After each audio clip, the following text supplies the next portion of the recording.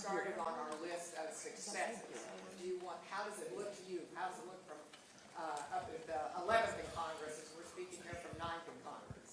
So this has been a tale of two cities in this session. It's been really hard. Probably the hardest session that we've ever had for lots of reasons, which we'll talk about. At the same time, very successful. Extremely successful on many fronts, except a couple of big ones, and that is property taxes, school choice, and a number of other bills which we'll talk about. But I did a little recap this morning of the 30 priority bills that we laid out. 15 of them passed as Senate bills. Another 7 passed as House bills on the same topic. Every bill doesn't have to be a House bill or a Senate bill. And then we have 3 on hold, which is teacher pay, the property taxes, and the compression part of that, and 5 died. So let me tell you the good news first. So what passed was Senate Bill 10, teacher retirement, for the first time ever at COLA.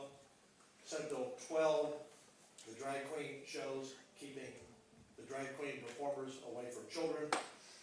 Senate Bill 14, finally, the gender modification of surgery passed. We passed that last session twice. It didn't get a hearing this time. It passed the House. Senate Bill 15, stopping men playing girls' sports in college. Senate Bill 17, a strong DEI bill to address that in higher ed. Senate Bill 18, addressing tenure. And you know this story, let me just pause here for a second where this came from. Last fall, out of nowhere, the Senate faculty at the University of Texas said, we're going to teach critical race theory, DEI, we're going to do whatever we want. And I responded in a tweet, we banned CRT in K through 12 last session. You're a publicly funded school, we'll ban it in our publicly funded higher ed universities. They responded, we do not pay attention and are not accountable to the Board of Regents or the legislature. I then said, I guess we have to look at tenure. Because no one should be that arrogant, particularly getting a taxpayer paid paycheck, to say we're not accountable to anyone. So as we passed that bill last week off the floor, or this week, I guess it was last week, maybe this weekend, I said very clearly, I hope the Senate faculty at the University of Texas are listening. They do have to listen to the legislature. The bills were a little bit different. We banned it in the Senate totally, but it would have grandfathered the current ones who have tenure. What we actually liked about the House bill was a better tweak, was that they didn't ban it, but they allowed people with tenure now to be fired. So we like that language, and we think it's a very good bill and a strong bill. It gives the universities more power for cause to get rid of professors. We're not trying to stifle academic freedom, but we're not going to let that be an excuse to pull down America, to pull down Texas, to pull down capitalism, and to pit white against black, black against white, gay against straight, Christians against non-Christians. That's what's happening at our higher universities. And these 2 bills together should lead the nation. Senate Bill 22 was an initiative that came out of my bus trip traveling around the state, and that was to support rural law enforcement. We had sheriffs making in the $30,000 range, deputies in the $20,000, not enough, 5 deputies covering 1,000 square miles. So for the first time ever in history, Texas, the state, is investing money into over 230 rural counties. I think the total budget was around $350 million, so that we can lift the salary ranges of our sheriffs, our deputies, our jailers, our DAs, our investigators, because they have a right to law enforcement. That was a big lift. Senate Bill 24, alternatives to abortions. Senate Bill 25, nursing scholarships. We need nurses. We've created scholarships for lots of different areas, science teachers, math teachers, law enforcement. This will give scholarships to people who want to be nurses. Senate Bill 26, also out of my bus tour through 130 some cities. We have a great need for mental health care in rural Texas. This is a over $2 billion commitment to mental health care in rural Texas primarily, from Amarillo to Wichita Falls to the Valley to Midland. We're building hospitals and more beds. 50% have to be forensic, meaning for people who are arrested to have mental health issues. And why 50%? Because the wait list to get in is about 98% forensic. We have so many people with mental health issues backed up in our jails. We need to help those local counties on that. Senate Bill 28, $1 billion into water, because that is what Texas will be focused on in the future as we continue to grow. And now, 29, Senate Bill 29, ending these COVID draconian mandates that counties and cities put on as an excuse to shut down businesses, shut down schools, even shut down churches. And then, of course, our budget, Senate Bill 30, supplemental budget. And then Senate Bill 7 and 8 didn't pass as those numbers, but they passed in the Sunset Bill, Senate Bill 26 and 27. And I'll talk a little bit about that, Sherry, in a moment. The House passed our equivalent of Senate Bill 20 to us to recall district attorneys who are not following the law. Senate Bill 13, their version, HB 900, to address pornographic library books. I would have brought one today to show you, but I might have been arrested. That's how bad they are. How bad they are. Senate Bill 2, voting fraud, they passed us 1243, but let me tell you what, we increased the penalty, Jack, back to a felony, but the Criminal Court of Appeals, during the interim last session, said that you also have to prove that someone knows they're illegally voting. Usually you don't have to prove the mental state of someone. As you've heard a judge say, ignorance is no excuse to violate the law. So our Senate Bill 2 fixed that so that all you have to be is found voting illegally and not, did you know you couldn't? And so the House sent us a bill. They did not hear our bill to fix it, but it did restore it to a felony, but we still have to go back and fix that mental state reason. Otherwise, you're never going to prosecute anyone for voter fraud or any other crime. So, Governor, here's your time guy right Yeah, here. okay. So, let me finish these last okay. a couple. Senate Bill 11, then that was the school security bill. It passed as HB 3. Senate Bill 27, the specialty courts that we created, that was House Bill 19. Senate Bill 19, creating the TUF Fund, Texas University Fund for Texas Tech, UNT, University of Houston, Texas State. And then so the grand total of the 30 priorities, of the 30, 25 passed as either Senate or House bills. And so that's the good, part of the good, the bad, and the ugly. And we're all about, our CEO, Greg Sindelar, tells us over and over, we conservatives have got to celebrate the victories. It seems like we come out of these sessions and we go around, down in the mouth, big victory, very strong session. But I know you wrote a letter to the governor yesterday with a list of things that you were concerned about. What's still on your mind, not failures, but work that we have left to do? So there are a number of bills that need to pass, and I sent a long list to the governor. Number one, election integrity bills. Of the 14 we sent to the House, I think 12 didn't make it. We need election integrity bills everywhere. Harris County became almost a joke on the floor. Every senator from every other place outside of Harris County would say, that's another Harris County problem? We'd say, yeah, but it impacts the state as well. So election integrity. We passed the 10 Commandments bill. Put the 10 Commandments back on our schools. Should have passed the House. I really no excuse for that one. Prayer time back in school passed the Senate, did not pass the House. This one really flabbergasted me. Virtual schools. Now, that bill was authored and co-authored by Paul Betancourt and Royce West. They spent 1.5 years on a commission we set up to improve our virtual schools. And why? Because out of COVID, we learned we had to be better. And that bill was called on a point of order that it was a voucher bill. Royce West does not pass a voucher bill. So that needs to be brought back up. That made no sense at all. These points of order in the House, we'll get to that, were just a disaster in this session. No excuse. Donna Campbell had a bill on telehealth medicine. Telehealth is powerful, important, and needed, but we cannot let doctors who are pain pill doctors use it to prescribe dangerous drugs and to people they don't know who they are on the internet. So that bill needs to be restored. And a number of other important issues, like how about border? Because we sent over, they had 2 border bills, HB 20, and then I think that was Matt Schaefer, and HB 7 by Ryan Guillen. HB 20 got called down on point of order. It got combined with HB 7, came over to us. We wrote a great bill. We sent it back. They sent it back. Another point of order. It's a crazy time. So we have to address the border security bill, the border force, very important. So a number of bills that didn't pass that need to be on the call, and more than those, but those are the key bills. And of course, school choice at some point in time, and property taxes, and those are the bills on the list. So why do you think we're here today? Why did we need a special session? At least, I mean, one, when we were talking about many, what's happened that so many things went awry this session? I want to answer this as best I can. I'm tired of the dysfunction of the House in passing legislation to us in a timely manner, and I'm tired of these points of orders that are called on good legislation like the virtual school bill. I'm tired of it.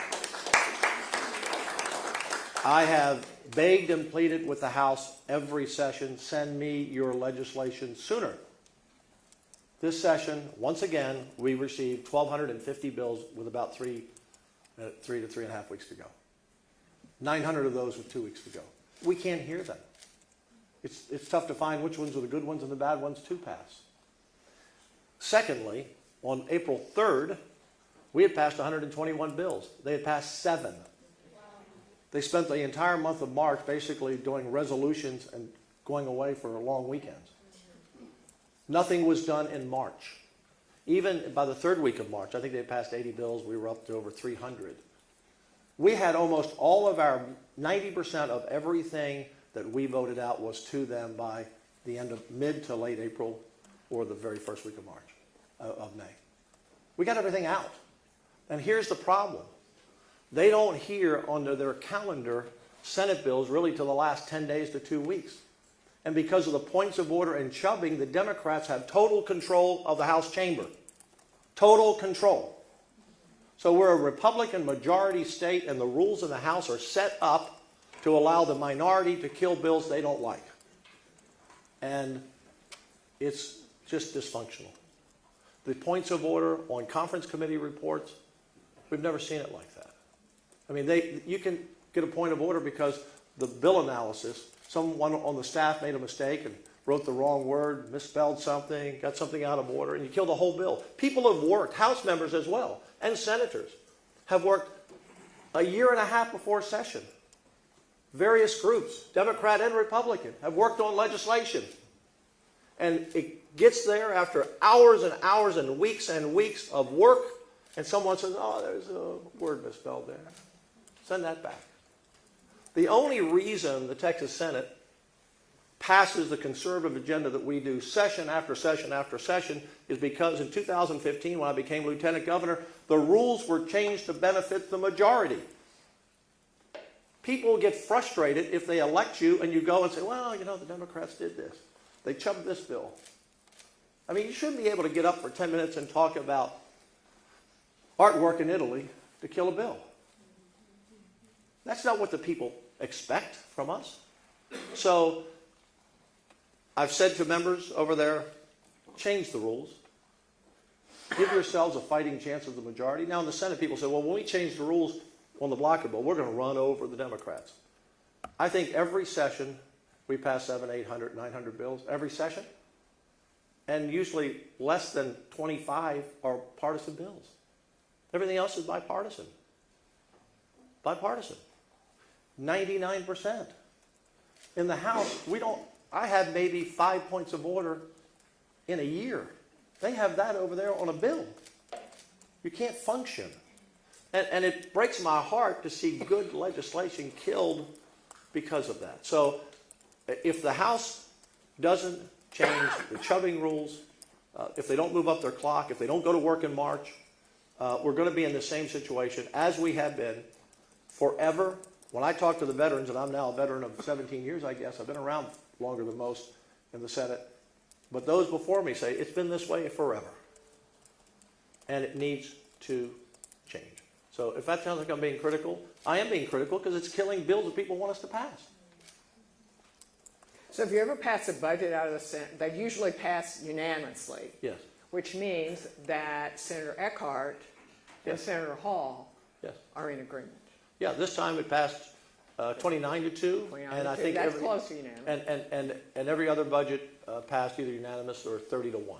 I think this is my 5th budget. We've had, what's that, 5 times 31 is 155. I think the vote is 150 to 5 total in 5 budgets. We come together. Look, I'm a conservative Republican. Everybody knows that. But we had some good legislation that came off the floor that were not partisan issues by different Democrat senators. They work with us. Here's the deal. When I was a senator and the blocker bill used to be 21, and we never had more than 20 Republicans, meaning the Democrats could block any bill, we would have to go up to the Democrats, even though it was 20 to 11. We'd have to go up to the Democrats and say, can we pass our bill today? Because bills were on the list.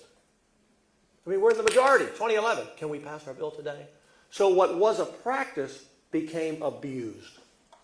And I believe in the House now, what was a practice, bipartisanship, has being abused. And if the Republicans continue to let themselves, and leadership lets the Democrats run the House, this is going to have to change. Because once we change the blocker bill where we said you can't block us, come join us and help us, that's why we have bipartisanship on all these bills. They bring amendments. They say, yeah, how about this idea, that idea? We like to get bipartisan legislation. It's stronger to send it to the House. But for most of the last 2 weeks, I think Joe Moody and Chia and Trey Martinez-Fisher were running the House, not the Speaker. So yeah, I'm fed up about it. It's time to call it out. That's not what the people expect. And it's not like it was a close call. You and Governor Abbott won by about 1 million votes, didn't you? Yeah, we won by a lot of votes. And look, it's very hard to work with someone who does not communicate. On Friday, about a week and a half ago, I got a text from the Speaker, said, can I come over? I said, sure. It's the first time I've heard from him in 2 years. You'd be shocked by that. I haven't talked to him in 2 years, except to say hi, at some event. I happened to be talking to Ken Paxton before this, this event about the impeachment. But about six weeks ago, I was talking to Ken Paxton about some issue, and I mentioned I never hear from the Speaker. He said, Speaker's never returned one phone call from me, never had a meeting with me, I haven't talked to him in 2 years. Very hard to operate like that. So when he texted me and said, can I come over? I said, you bet. I should have had cookies. And he came over, and that's the day I took him out on the podium. Hey, I want to work with the other side. I can't work with the other side if I don't know who I'm working with, and 4 or 5 different House members came over and they all say, I'm working for the Speaker. I don't know who's speaking for what. Sometimes they come on their own, and I appreciate that. There's some leaders over there. But it's just crazy that you won't talk to anybody. Well, and let me say one other thing. Let me say this one, Sherry. Okay. The governor and I had about 12 hours of meetings over 2.5 weeks with generators to work on the grid. Great in-depth discussions, big generators, new players, all different people that are involved in the grid. The Speaker never came to one meeting. But he takes a position on policy. Well, you haven't been there. You haven't been there. So I don't get it. We're willing to work with anyone at any time, but it's just time to kind of call some of these things out because things have to change. Well, I want to make sure my friend Bob Garrett takes me seriously, so I wanted to ask you about the impeachment. Yes. And the Attorney General, what are your plans in the Senate? So we appointed a committee yesterday to create the rules. It's been almost 100 years since the last impeachment. So we have to go back and look at the rules. Not much precedent. I mean, there's some. But times have changed in 100 years. But beyond that, that's all I can say. I will be presiding over a trial. It will be a fair trial. I'm sure there'll be witnesses. I mean, I don't know what the House will present. I don't know what the Attorney General will present. But my guess is there will be witnesses, and they will be put under oath, and they will be cross-examined, I'm sure, by both sides. And it will be a regular trial. And at the end of that trial, once the facts have laid out, the senators will vote. And to all our friends in the media, I guess I got 1 or 2 out there, to all of our friends in the media, don't ask me any more questions because I can't answer them. Look at me like a judge before a case. And look at our senators like that. Be respectful of their space and time. This is very serious. These are very serious people. And the Senate is going to do our job in a professional way. So now we're in a special session. Got the Yes. call last night at 9 o'clock. Yes. So property taxes and border, Yes. what do you think? I want to talk about property taxes because it's a really big issue. I want to get up if I can because I think we have some slides. Clint, if you can, first of all, before we pull up the first slide, is it going to be here, Clint, or over there? Over here? Right behind you, sir. Oh, right behind me. Will you Okay. open it up Go ahead and pull it up. When we were negotiating on property taxes for the last 5 months, the House was at appraisal caps and compression. We were at homestead exemption and compression, and we kind of couldn't get unstuck. So when the speaker came over that Friday a few weeks ago, again, I was grateful that he came over. He came over to talk about school choice. He suggested that we put legislation in HB 100 to try to put a package together. I appreciated that, but we talked about this. And he said, my focus is on businesses, small businesses. That's my focus.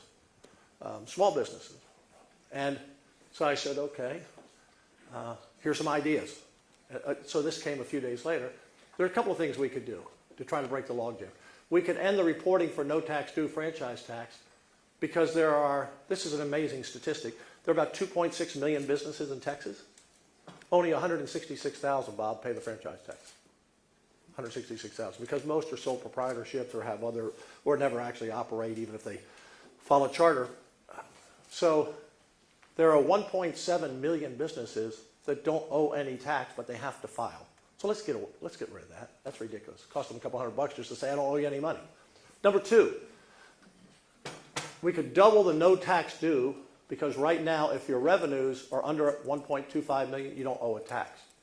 If we just doubled it to 2.5 million, we can take out 67,000 businesses. It was a cost of a couple $100 million a year to our budget, that's all. So literally, we could knock 40% off franchise payers off the rolls. Number three, we could cut the franchise tax another 10% on top of the 25% we did in 15. That would save business $1.2 billion. Or we could increase the personal property tax exemption. Now, if you don't own a business, you don't know what this means, but you have to pay tax on everything that's in your office, but your desk, your phones, everything else. Let me get out of the way, Bob, unless you want a photo of me for the album. So those four ideas I laid out. Not interested.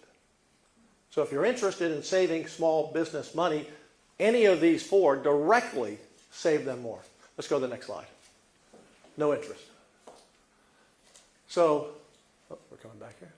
So they were talking about a 5% appraisal cap. And you know that almost every organization came out against it because it distorts the market. It eventually will have taxes go up because we can't control the tax rate then at the local level. But the speaker wanted it on all businesses, all properties, homesteads, all residences, all shopping centers, apartment, everything. And at 5%, this is what it would have cost us. It would have cost us $750 million over there in the first year, 1.7 in the second, 2.9 in the third, 4.1, and by 10 years from now, 13 billion in the budget. Unsustainable. That's math. You used to hear me say, I can't debate bad math. They never brought us any numbers in the entire time of the session. They never brought us any numbers on any proposal.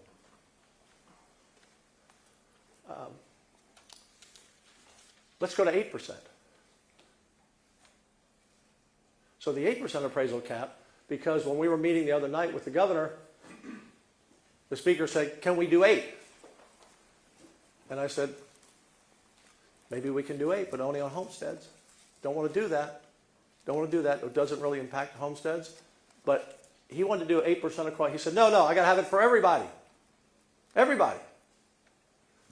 8%. It still costs us $12 billion to the budget. It's unsustainable. I asked him in that meeting, with the governor sitting there, who would pay for this? He said, well, the school districts would just have to spend less money. And I thought, try to sell that one. Try to sell that one. And just wasn't practical. So he wanted to help small business. We gave him 4 reasons to help. We showed him his math didn't work. And at the end of the meeting, he said, if I can't get it for everyone, then I'm out. And I said, well, our offer's off the table. And he said, well, I'm going to take homestead exemptions out. Now remember, they had just passed 147-0 homestead exemptions in the bill they sent us. Now, I couldn't figure out, why is he so hooked on this 8% for all businesses cap, which, by the way, the Texas Association of Business, the Texas Association of Manufacturers, the realtors, commercial realtors, none of them wanted it. They don't want it because it'll destroy the market. I couldn't figure it out. And one day he said in one of those meetings, he said, I own a lot of property. Not that it's about me. Now, anytime anyone says it's not about me, it's usually about them. If you go to Phelan Investments online, they own everything for decades. Proud to say 4th generation of owning property. If you have a cap on property, the taxes go through the triple net lease. But when you can hold your value down and hold property for decades, and you sell it one day, it's a whopping profit. Now, I'm not saying he was doing that to benefit himself, but I could never figure why he wanted to do that. And he'll say, well, it just brings my rents down. Well, yeah, if you bring your rents down, well, that means taxpayers are helping you keep your rents low so your buildings stay full and your shopping centers stay full. So we didn't do that. I'm sure he's watching now and steam's coming out of his ears. I'm just telling you, I couldn't figure it out until he said it. Let's go to the next slide. So let's look at the $100,000 homestead exemption. That's what we had. We had $100,000 for seniors, $70,000 for everyone else, and then the House went to $110 and $100 for everyone. We loved it because look at this tax relief. By increasing, because we're now at 40, increasing it to 100, the homeowner at $100,000 saves about, let's just round it off to $700 a year. $700 a year. When you multiply that out times 5.7 million homeowners, times about $700, look at this. Bob Garrett, $116.9 billion in property tax relief with a homestead exemption that does not distort the market. And 40% of those homeowners, or seniors almost, they weren't going to benefit from any appraisal cap. When I come to the table to negotiate, I bring numbers, data, facts. I don't walk in and say, this is a good idea, and not be able to back it up. And I get these facts from a great finance team, from great senators who do hard work. So if we don't have a homestead exemption in this special session, included in the compression, we're going to leave that much money on the table. And how much is that to each homeowner? If you live in your home for 30 years, $700 a year is $21,000. I know the governor must be on our side with this. I can't imagine he wouldn't be. I can't imagine the governor will say to 5.7 million homeowners, you're not going to get a homeowner's exemption. He has on the call compression. Compression is fine, but it can't be the whole thing of 17 billion. Let's go to the next slide.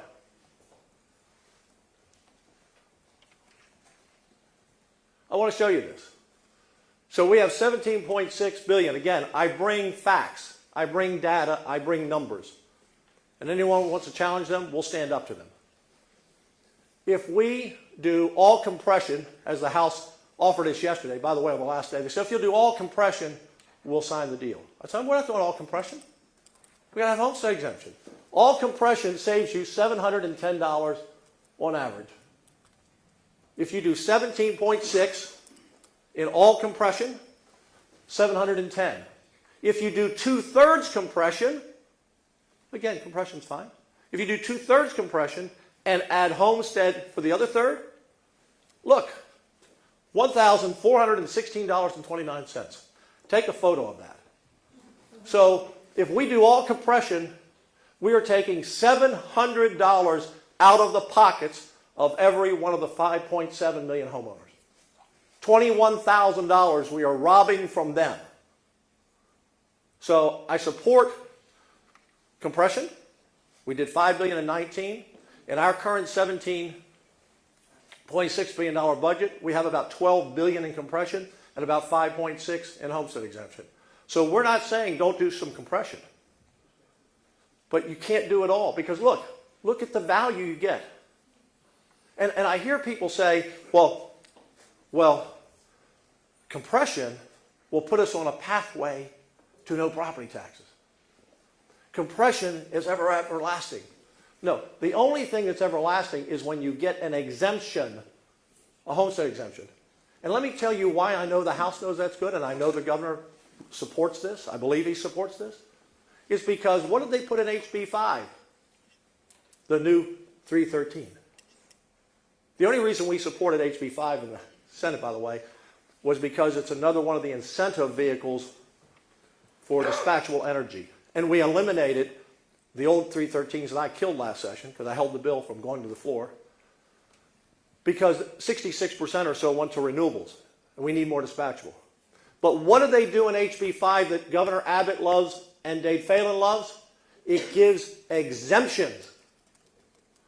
10 years of exemptions. Hundreds of millions of dollars to businesses and exemptions. So exemptions are good enough for big business, but not good enough for a homeowner who's struggling. $1,400 a year, every year, never stops.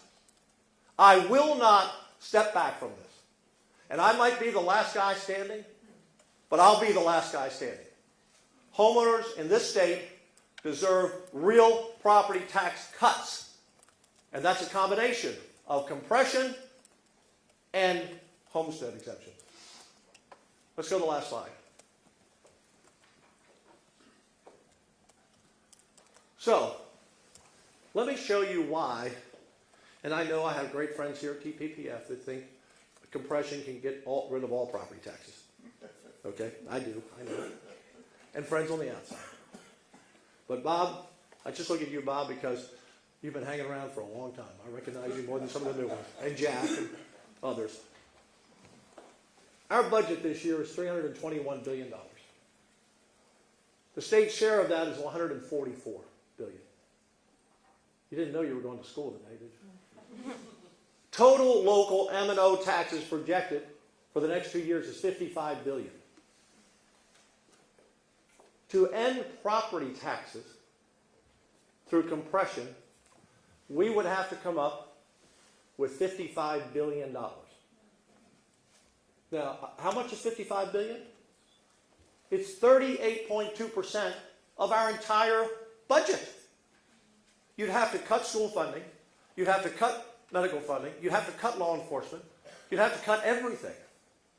You can't have 40% roughly of your budget in compression to get rid of all property taxes. So if you want to get rid of all property taxes, you got to come up with $55 billion. That's what it takes. Now we've already spent some towards that goal, but we can't do that. Anyone who says, and forgive me, I don't want to offend anyone, but anyone who says we can eliminate property taxes by compression ran for governor and didn't win. I'll leave it at that. Okay? And if you say, well, couldn't we increase the sales tax to pay for that? You could. You could. You'd have to increase the sales tax to around from the current 6.5% to somewhere between 10 and 12 cents. And by the way, those numbers fluctuate. Like it's $55 billion this year, it was 37 this year. Those numbers fluctuate. So you'd have to almost double the sales tax to pay for that. Now, there'll be some people out there who say, oh, yeah, charge me 12 cents. Charge me 12% instead of 6%. Remember, plus 2 cents local. So your sales tax now is about 8, and a quarter would go to 14 or so, somewhere in that neighborhood. I don't think there's a vote to increase, Sherry, the sales tax, a half a cent. So it's not possible. So the governor has put on the call compression. I support it, but not 100%. And I believe in my heart that the governor will support homestead exemptions. And I believe that the House will, because they all already voted unanimously for homestead exemptions. Remember, their plan came out 147 to nothing for homestead exemptions. Our plan came out 31. So Governor Abbott has a total 100% unanimous support from legislators who have already voted for homestead exemption. So let's do both. I need the Speaker and I need the House. We're going to send out a bill maybe today or soon. It's going to be the same bill pretty much they sent us. Compression is about 2/3, homestead exemption 1/3. Okay, Sharon, I think it's time for questions. Okay. Thank you, Governor. Great to have you here. Nothing we like better at TPPF than a good conversation about public policy. So, over here. First question. We want to get to everybody. I'm going to try to call on our guests first, but we'll get media questions as well. Yes, sir. Let me preface this by saying, Lieutenant Governor, I'm a huge supporter of you and the Governor in many, if not all, of these initiatives. I do have a question, though. The Governor likes to say that Texas is the best place to start a business. Yes. And he touts those figures every time I hear him speak. So with that, if that's the case, then why do we have a need for tax exemptions in the 313 code? So, and again, last year, I killed the 313s because they were being abused. And again, 2/3 were going to renewables. And somebody will give me a question, maybe this will lead into the grid. Because we are in a competitive environment, and most companies will come here on their own, but sometimes we compete with North Carolina, Florida, other states for billions of dollars. Like Samsung came here, will create thousands and thousands of jobs.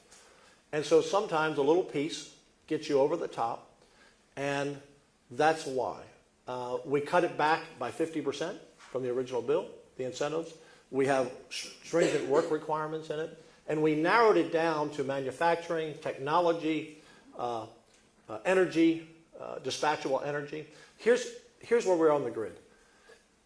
You heard the PUC, Peter Lake, chair say earlier this in Bloomberg a couple of months ago, we need the breath of God to get through the summer. Now, if we want to kill the Texas miracle of businesses coming here and creating jobs, we've added, Fortune 500 companies, we've added lead the nation job growth, 11 million, 12 million people in the last 20 years. But you have to be able to turn the lights on. You can't sit in the dark. And we don't have enough dispatchable energy. We had 2% renewables in 2000. Today, around 35% or so, 38%. Another 10 years, it'll be 60%. Wind and solar are fine, as long as the wind's blowing and the sun's out. Our need for dispatchable energy, coal, nuclear, which is declining, and nuclear is holding steady, coal's declining, is natural gas primarily. There'll be other technologies coming online. We need 75 to 80,000 megawatts of power. We don't have it. And almost 40% of all of our plants are now 40 to 50 years old. So we need to incentivize new plants. Now, the governor and I disagree on this one issue, but I support the governor in where we are right now on this issue, this issue of the grid. I believe, and the Senate believe, we just need to build a reserve of 10,000 megawatts. You go to a company, any company, let them bid, get the best bid. They build the power, they sit there and they hold. They're the last on, the first off. But you got it there. Not everyone was in agreement on that. The big generator company sure didn't want it. But that idea didn't make it. So I came up with another idea. I say my staff, Lauren, Charles Swartner, all his team. We said, okay, what do we do to incentivize people to come here and build? Number one, we're going to give you a 0% loan for 20 years. You'll pay it back to the state. Now, the House wanted 5%. We ended up at 3%. So we're going to give them a loan. Number two, we're going to give them a completion bonus. So if they complete, we need it in the next 3.5 years. If you started today, it's going to take that long to build a new plant.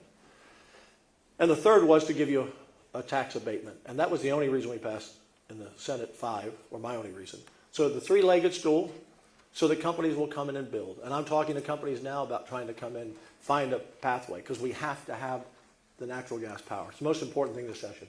So that's part of the reason. And so the governor supported this, and I appreciate it. And he said to me, he said, and by the way, we put a deadline on this plan. These companies, to get that 0% loan, or it's 3% now, have to do it by December 31st of this year. If they don't do that, then we know where we are. And if we don't have enough people building power, then the governor said we can sit down and talk about that reserve market, because we have to have the power. The governor and I spent hours and hours and hours and hours working together. I think at the beginning of the session we were here. By the end of the session we were here. And I'd like to have reserve, but we're going to try this. And if it doesn't work, then we'll try that. Let me explain to you why we have a problem. We have this energy market. There's a lot of questions. Okay, real quick. We have this where the generators make their money by scarcity pricing. You know, when everything is running. So they don't want to have any more power than just a little bit more than we need. That's why they were against the reserve. And so they even tried to kill the bills we had. Todd Hunter did a great job on the floor. If you want to be entertained, watch that from last week when he took on the generators. I get it. They have to make money. I got it. But we have to save lives and keep our economy going. So that was the reason. So, Next question. sorry about that long answer. Bob. Oh, Bob. It's Bob. oh it's Bob. You're jumped over to the Great. media side. Okay, go ahead, Bob, Bob. okay. Also a guest. Public school advocates, Governor, say that it would take $1,000 more per student, or 17% more, to make up for inflation since the historic school finance overhaul of 2019. So why is $17.6 billion for property tax cuts affordable when it's not affordable to put in money into the school formula that would guarantee teachers a permanent pay raise? Yeah. So since I've been Lieutenant Governor, Bob, we put more money into public education than ever before. We put $11 billion package in 19, as I recall. This year, now since 100 didn't pass, and in some form that will probably pass later, we want teachers to have a pay raise. Already, though, we're putting about another $9 billion in this year to public education. So we continue to put money in, and yeah, it sounds good. We need $1,000. Well, the total now, I think it's around 6,200, 6,400. I forget the exact number now. A lot of numbers in my head. You just can't take it up to 1,000. It would have cost us billions and billions. Marion, do you know how much that would have cost us? You're my, okay, but it cost us billions and billions of dollars to do that. So it just wasn't practical. And by the way, some of those school districts, by the way, that are complaining, they took all the federal money and hired people with it. It was one-time money. I mean, I've heard from a few schools, I got to lay off 400 people. You shouldn't have hired them. It was one-time money. And so they put themselves in this predicament.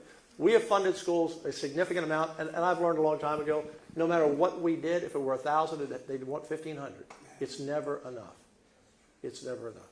But look, we put a lot of money in school Do funding. you think you've done enough, though, for the teacher retention crisis? That's a real crisis. Yeah, no, it is, but teachers are leaving not just for the money, Bob. They're leaving because there's chaos in the classroom. They don't feel safe. They're leaving because they're told to teach some things they don't want to teach about sexuality to kids in the 3rd grade. They don't like the pornographic library books that are in their school library, and they're under a lot of pressure. My wife's a long-time teacher. My daughter-in-law was a teacher. My mother-in-law was a teacher. I have my teaching degree. I never taught, except student teaching. Teaching is the most noble, important profession we have because it builds the next generation, and we need to attract. But we've increased the salaries. We raised the teacher salaries on average about 3 or 4 or 5,000 the last 5 years, depending on what district you're in, some more. This session, we put a 2,000 or 3,000 across the board raise. I forget now, 2 or 3. And in rural Texas, where there's about a $6,000 or $8,000 difference, we gave them an extra 4,000. And so we have done that. The bill didn't make it. House bill didn't. House bill. You know, I can't help it if Ken King will kill a. Look, Ken King killed the teacher. Let's be very clear. The House killed the teacher raise bill and funding because they wouldn't pass a school choice bill, which 80% of Republican voters in Ken King's district support, and people all over the state support. So we didn't kill it. Next question. Yes, sir. Hey, Jack. Thank you. Thank you, Governor. Just going back to the whole property tax Yeah. issue. You talked about how, you really favor homestead exemptions, and the CEO here, obviously, at the Public Policy Foundation, came out all favor of compression. You mentioned, or you referred to Don Huffines, but they're not saying to reduce, eliminate property taxes all in one swoop. They're saying do it gradually. And so I'm wondering, why is that not a good idea? I mean, are you saying that you don't support eliminating the property tax? Jack, did you remember my slide? $55 billion, Jack. I'm not gonna, But that's, Hey, I'm and by the asking way- gradually. okay, Jack, you can't get there because gradually it keeps growing, by the way. Depending on the year, it's going down a little bit this year because we put a lot of money in. You can't get there. And by the way, homestead exemptions are permanent. They're in the Constitution. They're there. Compression, if you get rid of property taxes altogether, school property taxes, which are about half the bill, you have only sales tax to prop up a state of 30 to 35, 40 million people in the next decade. What happens when we have a decline and sales taxes go down? You have no money to pay your bills. You can't be a one-legged horse, And so we don't have an income tax. We don't ever want an income tax. We put a stake through that heart of that issue, Jack. But you cannot, and you saw the difference. It takes so much compression compared to the homestead exemption. So you saw up there, so for $5.8 billion in homestead exemption money, you get double what you get for $12 billion of compression. So it's good to do it. It helps. And the reason is the homeowners, look, when you do compression, everyone gets advantage. Businesses, small business, big, it's good for everybody. But the homeowners, we have to focus on. Because the businesses, they'll absorb some of it, they'll pass some of it on, they'll hire a lot of accountants to address it. But we want business, we're big business, we want business, and compression is good to help everyone. But to help homeowners who work at all those businesses, and we'll ask for a raise every year because we can't pay the property tax. By the way, what we did in 19, Jack, on property taxes is working. Houston Chronicle, I don't know if Jeremy Wallace is here. Is Jeremy here? But Houston Chronicle, they said for the first time in decades, property taxes have gone down. All over the state, property tax, even though appraisals went up, because we broke the appraisal off from the final tax bill. People look at their appraisals like they used to, like that's their tax bill. That's not their tax bill anymore. We stopped that. We now limit the size, the growth of government to 3.5%, Jack, and that's, so no matter how much the appraisal, they have to lower the rates. And so that's another system, that's another reason we didn't want to go to appraisal caps. It would have destroyed what we've accomplished. The governor signed, the speaker actually voted for it back in 19 when he was a member. It's working. But Jack, you can't get there on only compression because that's our revenue sales tax law. You take that away. You can do it, but you have to increase the sales tax dramatically. So you can do it, but you can't have one revenue source because if that dries up, it's gone. And by the way, compression, that's another thing I read about. It's lasting. We can take that compression away in any budget. If we come back, and we won't next session, I don't think, because we've got a good reserve, but we come back one budget or years from now, 5 or 6 years. Look, we had a downturn in 11. We had a downturn in 17. We didn't have any extra money. You come in here in a bad budget year, you know what they're going to do? They're going to grab that compression, take it back, and your taxes are going to skyrocket. That's why you do a little bit of both. Compression, I'm not anti-compression. 2/3, I signed off on that. I agreed with the House on that. We increased our compression by $2.6 billion. But you have to have both. If you do that bill under the current proclamation, you can't pass it, right? Sure. Yeah, the Well, governor. Yeah, what do you mean we can't pass it? Doesn't he have to add homestead exemption? No, the governor can put on the call. He doesn't write legislation. So he can veto it. Look, do you think the governor's going to veto a homestead exemption? Now, I'm not worried about the governor signing it. The House has got to pass it. The House has got to pass it. No, I don't know poison pills, no excuses. You saw up there, if we don't pass homestead exemption, then that's literally taking I want to make that the headline. No homestead exemption, you've lost $20,000 over 30 years of living in your home. $20,000, $700 more a year. $700 more a year. Next question. Other questions? There's this lady over here. Yes, ma'am. Hi. Hi, Laura Davis with Texas Parents United. Yeah. I want to thank you from the bottom of our hearts for supporting the HB 900. I don't think the typical Texas adult realizes to what extreme literature in schools had gone to.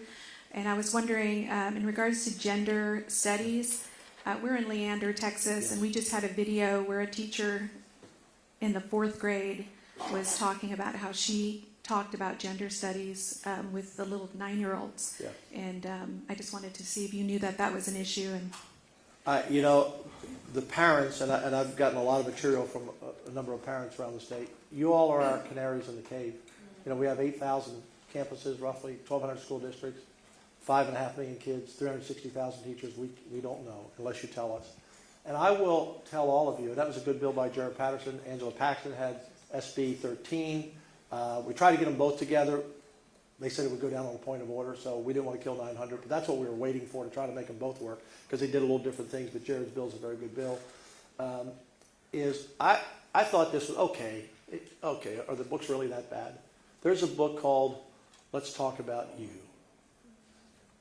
Literally, I've been wanting to take it on one of my Fox appearances. I don't know that I can show it. And this is books the kids have in middle school.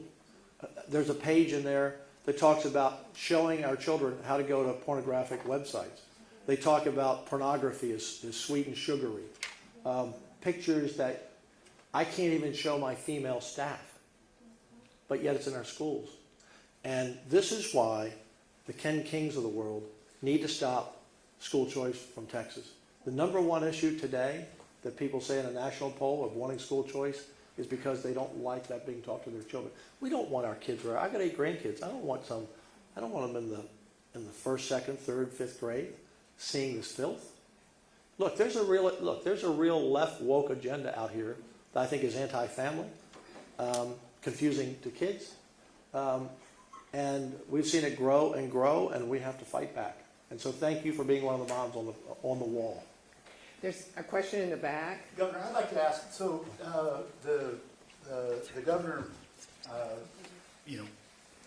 one of the human smuggling is on the special session agenda, and it doesn't speak specifically to the border.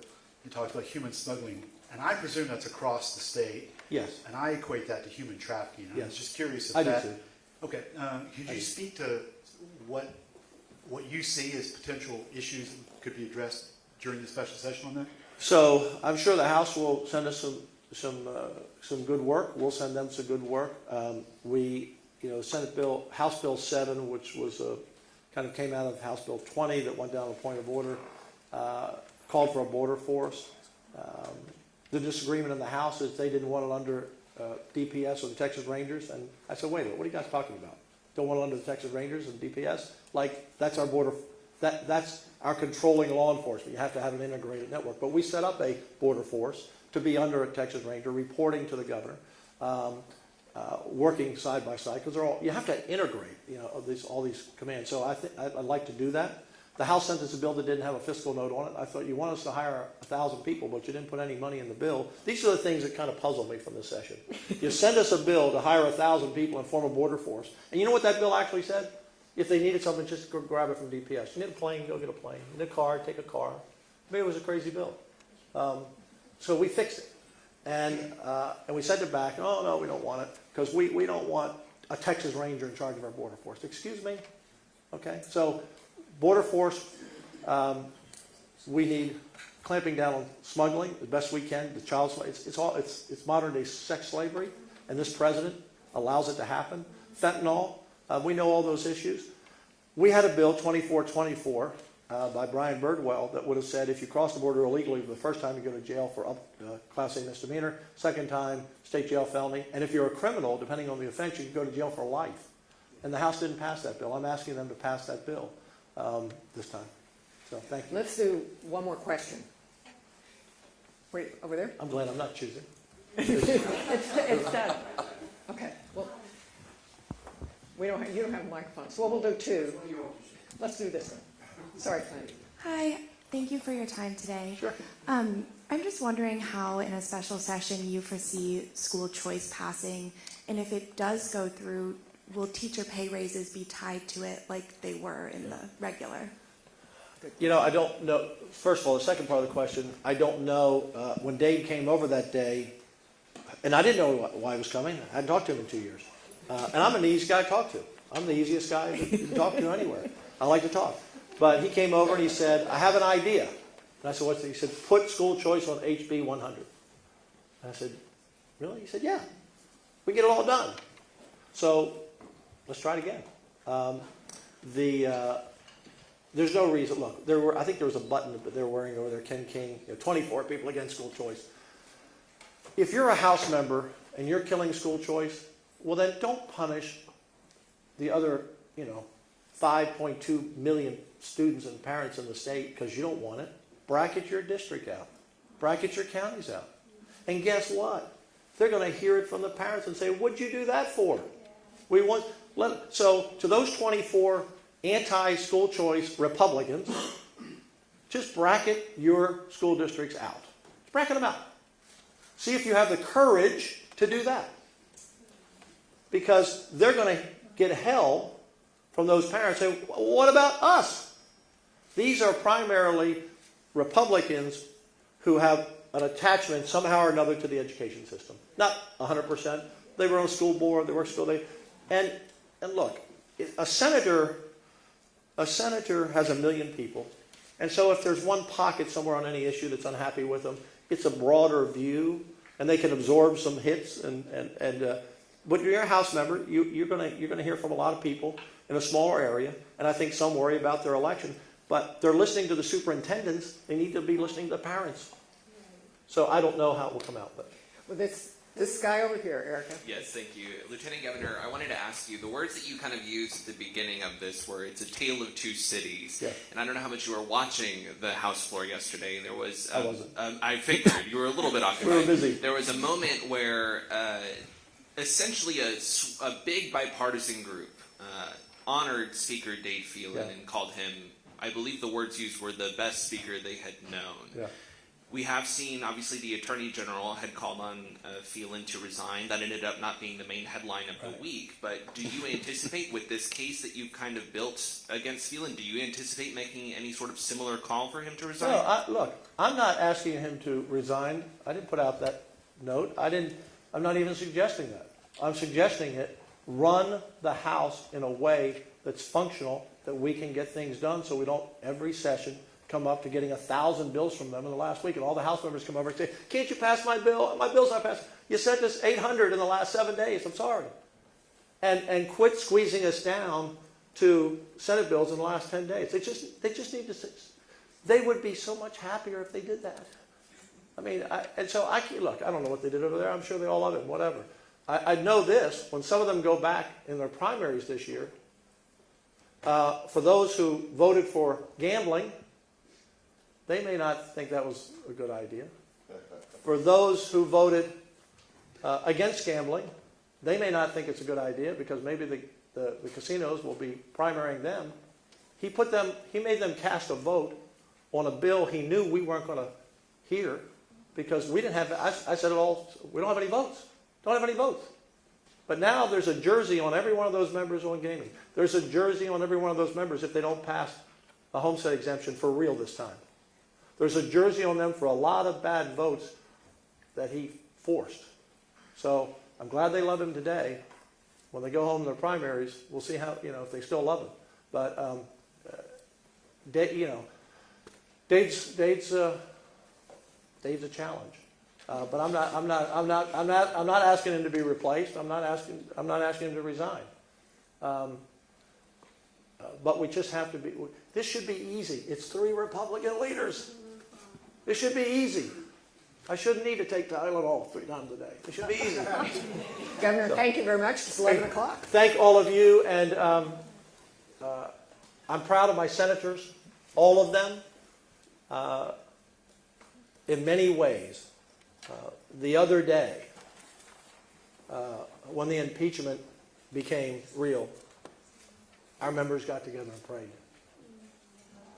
Because this is serious business.